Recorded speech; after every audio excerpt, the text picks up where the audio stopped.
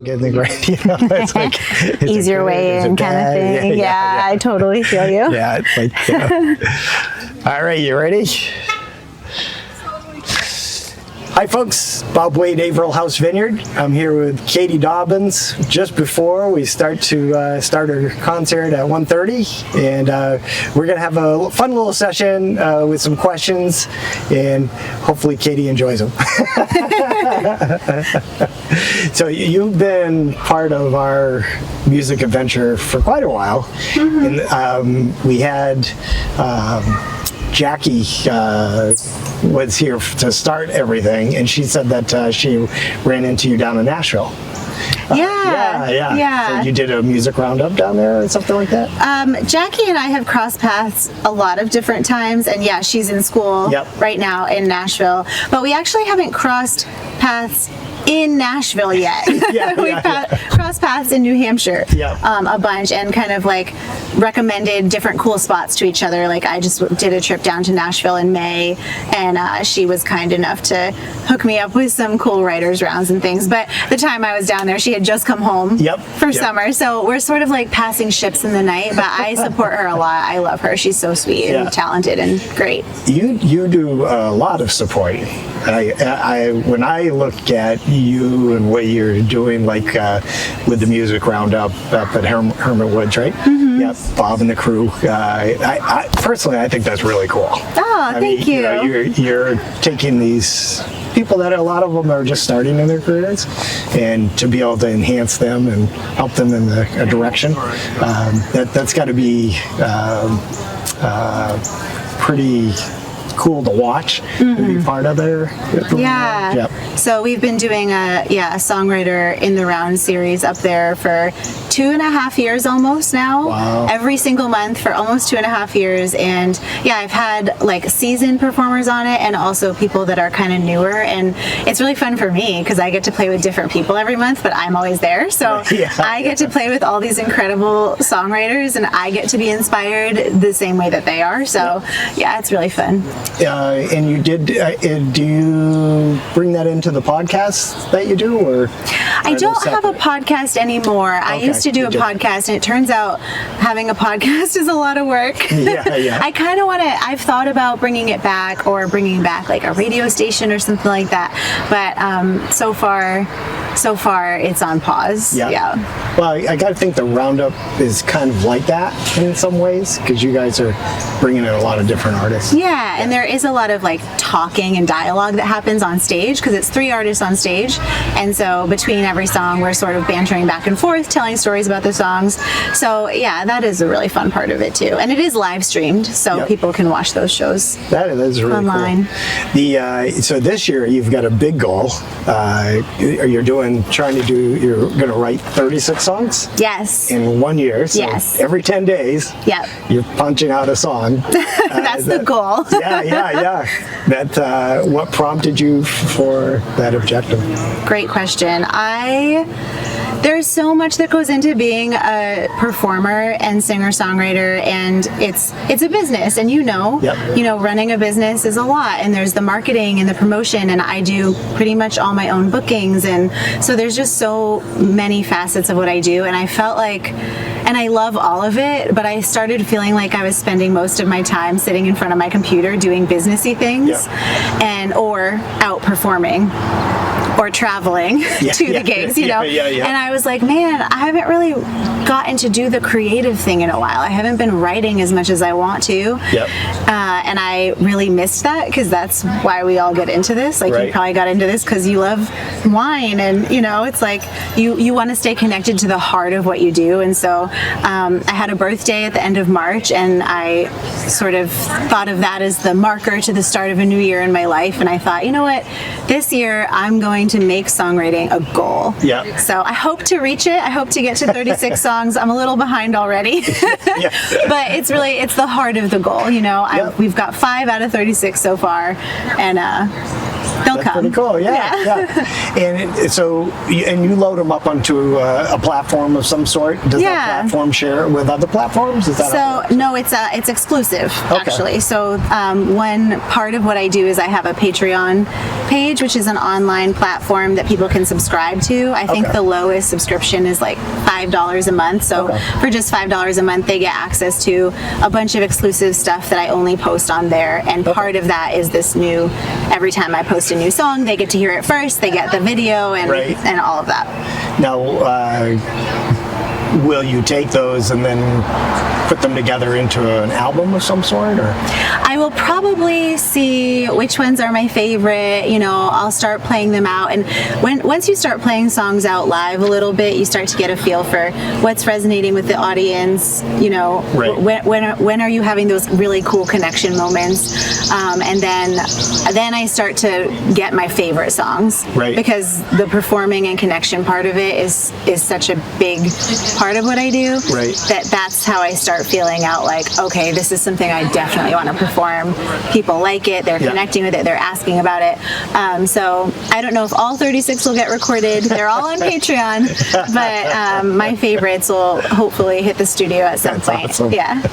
And when you're singing these songs that you've already written, do you then sometimes like second guess the lyrics and go back and rewrite? Yes. Sometimes lyrics evolve. Like I have a song that is out and released just because I can, and I co-wrote that with someone, and we wrote it and then 3 years later we revisited it, and there's a few lines we changed, but one of them, and this is just kind of funny, one of them was talking about how somebody bought a car and they had to take out a loan for 50 grand, and we changed it to 100 grand just because we're like, come on, inflation these days is crazy. 50 grand is this isn't right.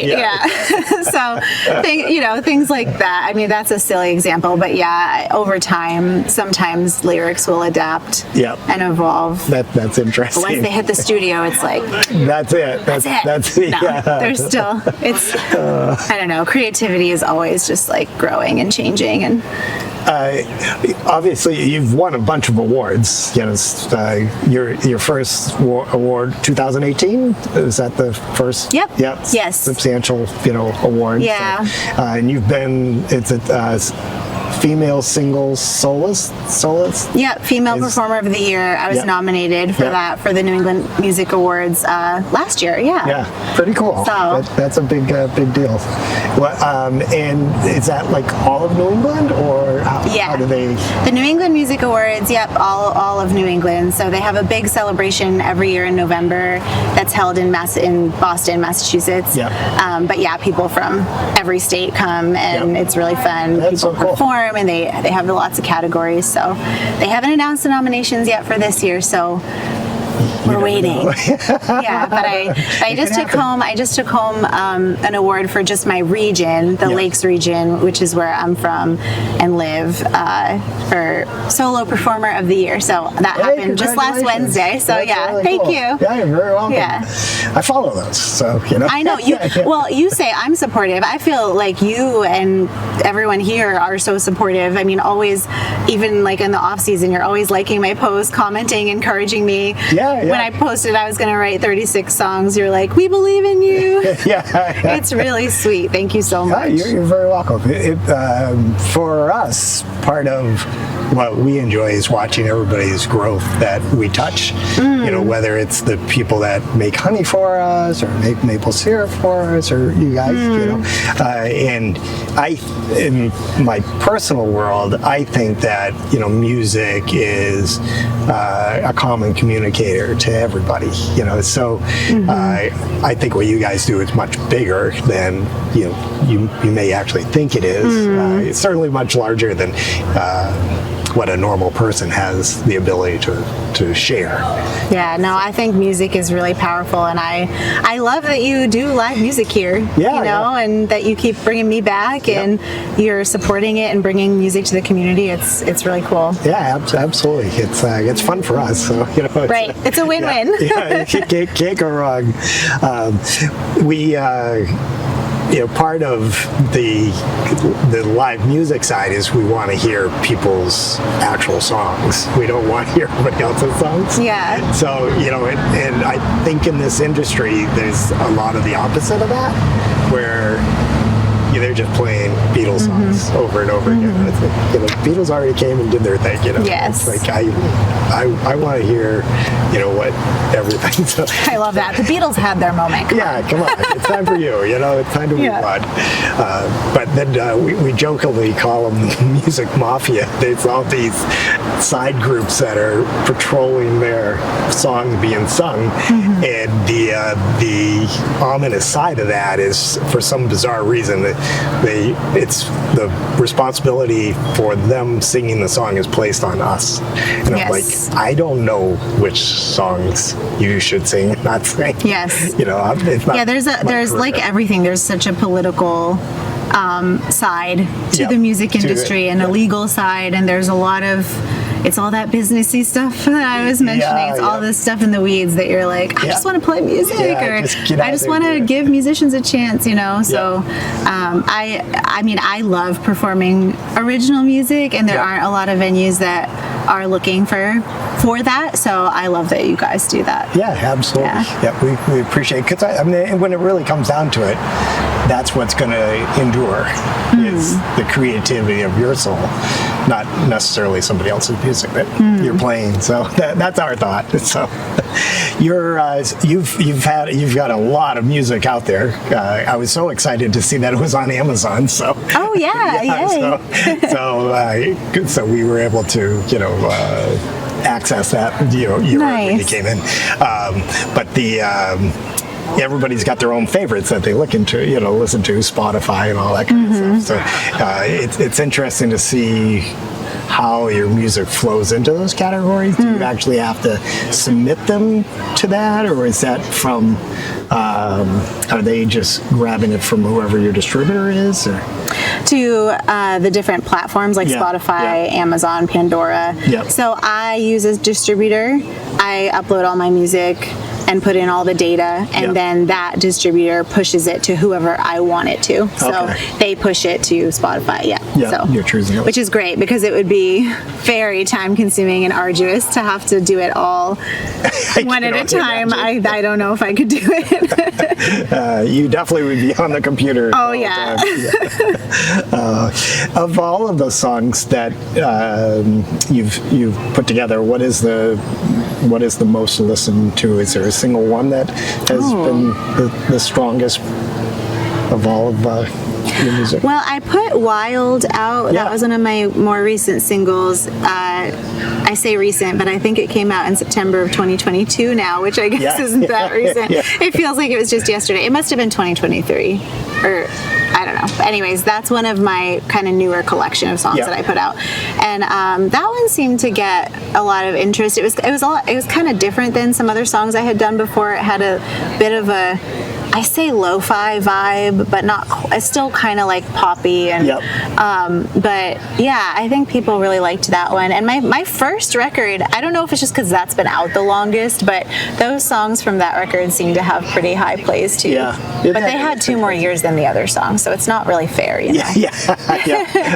over the long run. But media has evolved, so each time that you're releasing something, there's more opportunity to actually get it out there. In some ways, I would assume so. Absolutely, because every time you put a new release out, then ideally someone might go to your profile and see, oh, what else does this person have out, and then listen to your catalog. It was funny, I was looking at your albums one day, I can't remember when, but and it struck me that all most musicians in general, almost all of their albums are a picture of just them. And I was thinking, that it's so bizarre that if you're looking at the album, it's just you, but like almost all of our activity is with other people. And it was, I was like, it's, you look at the album and you say, oh, look, she's standing on a rock all by herself. But you're really not. I mean, there's 1,000 people out there. Yeah. Just waiting for that to be published. Yeah. Yeah, really. That's really a cool thought. Yeah, I like that. Yeah, it was, because, like, if you're a farmer, you're alone. You're out there, you're getting up at 4 o'clock, you're walking, in our case, the vines. Nobody else wants to do that. Nobody. That's the stuff no one sees, right? Yeah. It's all the behind the scenes. Yeah. Yep. And it's, so you're out there doing that stuff and you're trying to produce the best, in our case, the best product. In your case, very similar. And then, but what they all see is this, what everybody is sharing that effort. So, so you're working 20 hours, so you can share 3 hours. I totally relate to that. Yes.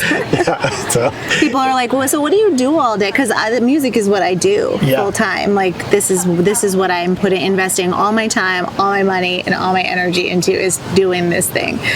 Like you, and people are like, so what do you do all day when you're not performing? I think they think that I just like kick back on the sofa, kick back and play music and write tunes, which like sometimes I do, sometimes I do, but there's so much that people don't see. But I don't want to bore everybody with all that. No, but it is part of the.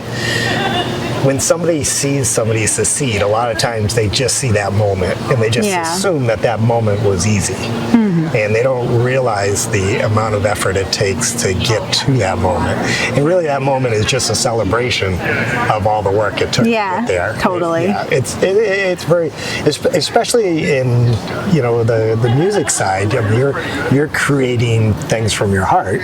You don't necessarily have a direction. There's not somebody saying, okay, sing this or sing that. When you're an independent artist. Yeah. So it's, where do you find you get the, to write your songs, where do you get the most direction? Like inspiration? Yeah. It can come from anywhere, really. I am inspired a lot by nature lately. Yep. So like Wild, I wrote sitting at the ocean, and just I get very overwhelmed in the best way when I'm in the woods or at the ocean or by a river or something. Just like so much awe and wonder. Yep. And so that's really inspiring to me, and also my family, people in my life. I feel like I have really deep roots with just like all, like you're saying, the community of people that have sort of made me who I am today. Yep.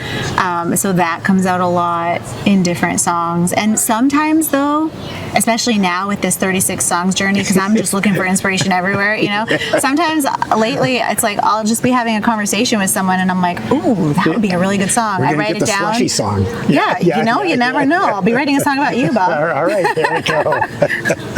Oh, I love that. Any questions that you have about us or the vineyard or any of that kind of stuff? What's your favorite wine that you're making right now? My favorite wine is actually an Italian wine. It comes from the northern part of Italy, and we call it Little Secret. It's a Nebbiolo. And it's got an interesting story. So in the early days, Nebbiolo was like kept for the kings and queens, and it wasn't open to the public. So not till later did that, everybody realized that they wanted some. So when we read that, we were like, oh, we got to get some of that. So now that's one of our more popular red wines. So but on the we just finished making a cherry wine that was aged for 2 years, and cherry's interesting because not everybody likes cherry, but when you age it, it brings in a whole different flavor to it. So and that Jake just finished bottling some. So I was like, that's what I've been drinking for like 2 days. So it's got to be good for you, right? It's cherry, so. Yeah. And then this year, the coolest thing for the vineyard is kiwi plants all blossomed earlier in the season. Oh. And we've never had them like blossom, it usually takes like 5-6 years for them to get to the point that they create fruit. But it was really the little fruit. The flowers were like strawberry flowers, but they're upside down. Oh. So yeah, it was really, really cute. So they're celebrating that all year. So yeah. Who knows when they'll actually fruit? Probably 2 more years. But. So all of the fruit for your wines, is it locally sourced here? Not all. I mean, we try to do that, but it doesn't always work out that way. So, for instance, we started with blueberries from Mason, New Hampshire. But the farm that was growing those actually, it was too much work for them, and we needed it in such big bulk that we had to go elsewhere. So we went back to our native Ellsworth, Maine, way up in Bar Harbor, and got our blueberries up there, which are really good. So, in our blueberry Maine is wines, known for their blueberries. yeah, So. yeah, and they're they're low bush blueberries, so they're real small, and the flavor is like really, really cool. So, but when it comes to grapes, there's not a whole lot of grape volume in New England, so you've got to go elsewhere. So we go to South Africa, Italy, Chile, all of the northern states, Washington State, all of those are coming across. Like the cherries, I think, came out of New York. So much goes into every single bottle of wine. It is, yeah. It's wild. Yeah, and it's all physical labor. There's very little autonomous to it. It's every time you move it from one container, it's a person doing it. It's not a machine. So I can see why you think about community a lot. I'm picturing like a little batch of grapes, big batch, coming all the way from South Africa here, and then the process that it has to go through you to become a bottle of wine, and then someone takes it home to wherever they are. Yeah, it's pretty cool. How many different inputs there are along the way. That's a valid point, because you've got a farmer in South Africa that is got to do everything that we do on the farm here, and then and he never knows where that little grape is going to end up, whose home it's going to end up in. Yeah, exactly. Just like music, you never know who's going to hear it. Somebody turns it on, and it's like ta-da! And it's and for us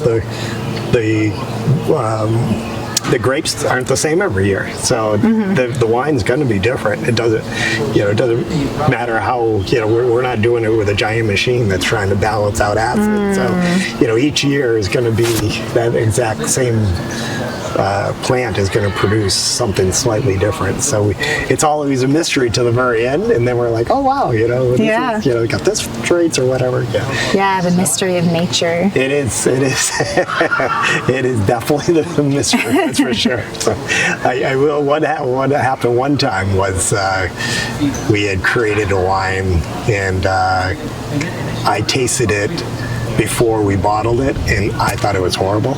So I actually decided to throw it out. Oh. So I dumped quite a lot of it out, and then I thought to myself, maybe I should ask somebody else to taste it.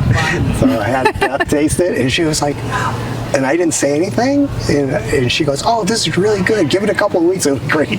And I was like, oh, that's funny. I'm thinking to myself, I already started dumping out this. That's okay. And now it's actually one of our favorite wines. So, that's really funny. So it just shows you, Got a second opinion. Yep. So that's kind of cool. We talked about the farmers' dinners that you did. They really looked cool.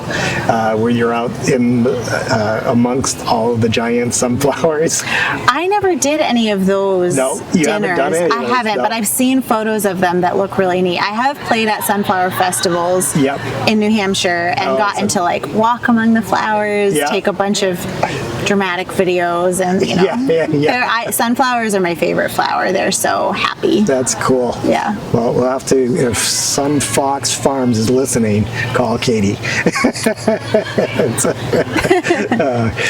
That's a one kind of dinner that we haven't done yet, is a farmer's dinner. We do New Year's, and we do Valentine's and St. Patrick's Day, but we haven't done Farmers Dinner, so we're looking to do that at some point. So that would be kind of cool. That would be really cool. A lot of your music is real soulful. Is it from a spiritual side? Some of it, yeah, for sure. My faith is one of those deep roots that I mentioned, and so I feel like that does come out a lot in my songwriting. Yep. Not all the time, but, well, I guess kind of all the time, in its own little, way. Like, it's like a thread that I feel like is sort of woven throughout, even if my songs aren't always overtly about that. Right. Yeah. Right. Well, I mean, it's part of what makes you. Yeah. I forget which song it was, but you're standing on the rock and the wind's blowing. And Wild. That is Wild, right? Yeah. Wild. Yeah. So that's the one I wrote on the ocean. That one is a faith-inspired song. Yeah. And then so is my newest single, Grateful, which came out in March. Yep. That's also a little bit more directly inspired by God and His role in my life. Yeah, well, especially when you're in that place and you realize how big it is. Yeah. And, we do the same thing. And we're out there, and you're just out there in a bunch of grapes, and there's nobody around, and you're just talking to the vines. It's you realize how big of a part God does play, and then it's you have these one-to-one conversations that are hopefully nobody's recording, but it could be quite interesting. Just the big guy upstairs. But it's and I would say, I mean, there's moments when we're operating where you really wonder, like the big freeze where we lost literally our entire harvest. You wonder why? It's like, why did this happen? And, why did it happen to me? But, you spend those few minutes realizing that there's some blessing in disguise. So, isn't that always, it's, if you look for it, if you ask the questions, and if you keep the faith and keep looking for that, you can usually find something hopeful in it.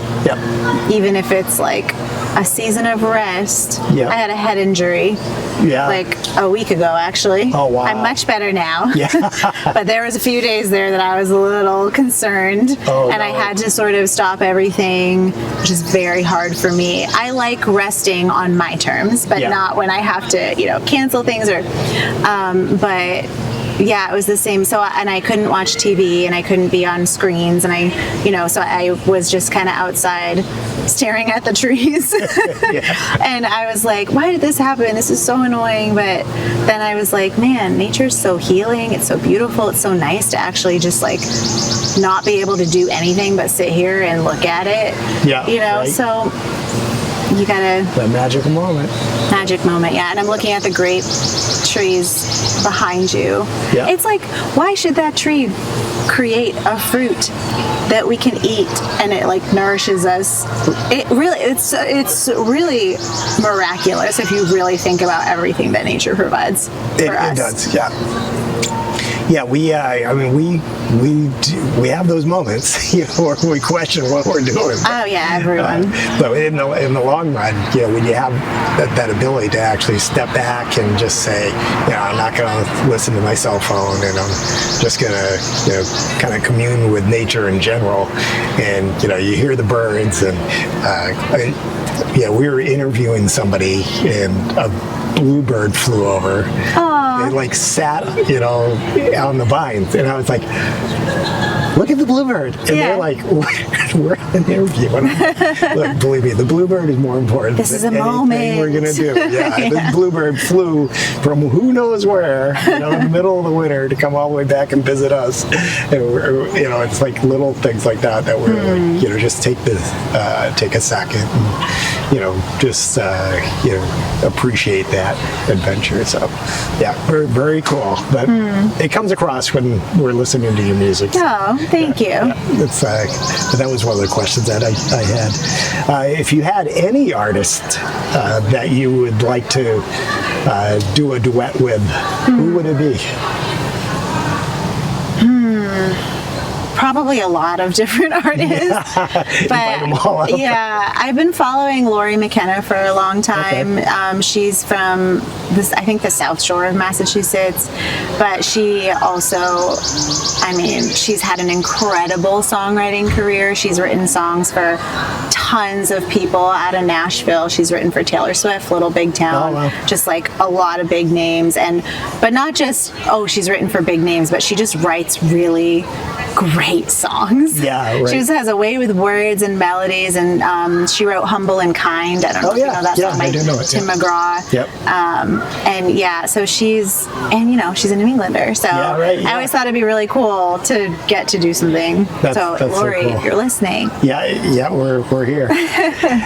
we were talking about that with Jackie Tarian, and she had said that one of the songs that she had wrote, Shabuzi's managers had asked to send over for them to review. So we're all like, get in there and make it happen. Yeah. So, but that's really interesting. And then I had listened to I think it was a podcast, and I think it was Carrie Underwood, and she was talking about the community of writers that they actually bring into their family, basically, because it's obviously they can't write everything themselves, so the ability to bring in writers that are on the same wavelength as they are is actually pretty hard. It's not an easy thing to do. So that's interesting. Have you had that opportunity to write outside of this stuff for you, or? I haven't really gotten into that world that much. I've done a little bit of co-writing with other local songwriters or like friends, but I haven't done it so much in Nashville. Yep. Yeah, because Nashville has a whole, and maybe not just Nashville, but I know that that's like very prevalent there, where there's just song, I think of them as like song factories where people are just they're just writing together all the time, and you never know who you're going to be in the room with, and you never know who might pick up the song, and that's sort of like an intensive path, I think, that I haven't explored so much. It doesn't sound like there's anything like that up here in New England in general.